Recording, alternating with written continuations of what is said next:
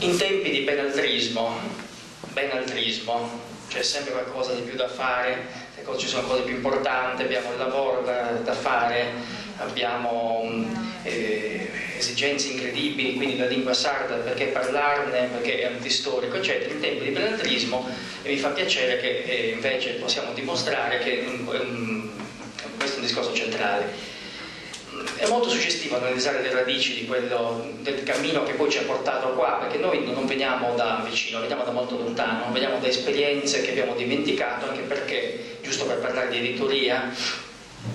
su questi argomenti non è che esista una bibliografia infinita, non è che abbiamo potuto repubblicare tutte le antologie delle riviste importanti, non abbiamo potuto avere tutta una serie di finanziamenti per fare questo lavoro, e quindi è un lavoro molto difficile, di scavo, quasi di sottosuolo. Questo è molto interessante. Tuttavia, siccome molte parole d'ordine, molte parole chiave che noi utilizziamo come se fossero normali, come se noi quindi su questo argomento non avessimo avuto dei conflitti spaventosi, bene, queste parole chiave oggi hanno una storia importante che è fatta anche di battaglie su cui si parla poco e che invece sono fondamentali per capire la situazione. Io mi sono segnato 5, 6, 7 parole che noi utilizziamo normalmente e che sono invece sanguinose, cioè sono sanguinose e sanguinanti, e sono nazione sarda, federalismo, autogoverno, autodeterminazione, etnicità, sovranità, questione nazionalitaria, lingua nazionalitaria sarda. Sono espressioni e parole che noi oggi usiamo normalmente ma che grondano di particolari problemi. Intanto le battaglie storiche inattuali di allora, diceva Mario Carboni giustamente, le abbiamo fatte in solitudine. Io aggiungo in solitudine e con i servizi segreti alle costole, giusto per non dirlo, ma insomma, siccome lo so direttamente come questa cosa. E non è detto che ancora oggi non ci siano infiltrati su questi argomenti qua, ma sono argomenti normali, non facciamo eversione, noi ci accontentiamo di fare le battaglie politiche, e si fanno le battaglie, anche quelle istituzionali, nei canali istituzionali. Purtroppo è un imbuto stretto, è un collo strettissimo, peccato che non c'era l'onorevole Planetta, avrei voluto dire le due cose, ma qualcuno magari le riferisce da parte mia e va bene lo stesso. Tutti questi discorsi qua che oggi facciamo, che sono molto avanti, erano molto avanti anche 35-40 anni fa. Talmente avanti che nel 2005, qualcuno forse se lo ricorderà, abbiamo assistito a un dibattito spaventoso sulla lingua sarda, cominciato da un certo Angioni, che non so se sia un antropologo, uno scrittore, non ho capito, comunque si chiama Angioni, e ha iniziato questo dibattito veramente imbarazzante, non voglio usare altre parole più forti. Adesso farò pubblicità al mio editore Condares, che non è scappato ancora, ma com'è, il quale ha avuto la bontà di ospitare in un mio libro che si chiama Ermeneutica e Identità, un articolo molto, diciamo, molto grande, molto polemico, che ha ricostruito quel dibattito per dimostrare che siamo tornati all'anno zero se noi parliamo di una certa intellettualità, di una certa cricca, e chiamiamola consorteria accademica e quant'altro. Cioè un dibattito veramente che ha fatto dimenticare 35 anni di lotte progressive e di conquiste che sembravano assolutamente vincenti. Ora, io ero stato chiamato qua per parlare un po' del Antonello Sarda, del movimento neosardista, ma gli amici che mi hanno preceduto hanno parlato già di molte di queste cose, pertanto, con fortuna di tutti quanti, ne avrò soltanto per 2 minuti. Chi arriva tardi purtroppo non può ripetere le cose dette, però è importante lo stesso. Il problema del Lang, la prima cosa che Antonello Sarda aveva tirato fuori già in anni precedenti alla nazione sarda, che è dimenticato, che la lingua sarda non è un problema soltanto così di politica, è un problema di Lang, di civiltà, di modo di essere, di situarsi nel mondo, che era esplosivo all'epoca. Oggi ne parliamo come se fosse normale, ma non era così, perché la lingua sarda era soltanto un aggettivo folclorico, una specie di lingua di sovrastruttura, anzi dialetto negli anni 50, e quindi si parlava semplicemente come di un oggetto in esaurimento che sarebbe dovuto essere superato dalle sorti progressive della modernità e della modernizzazione. Ma guarda un po', E quindi oggi noi torniamo a parlare di queste cose. Mi sembra di stare in un altro pianeta, perché sono le cose che io da bambino sentivo molto bene col gruppo di Nazione Sarda,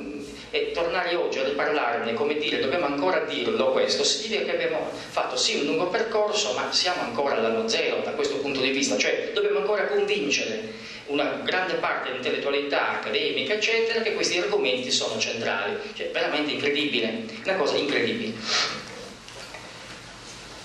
Io mi ero segnato un sacco di cose bellissime che non possiamo dire, ma insomma,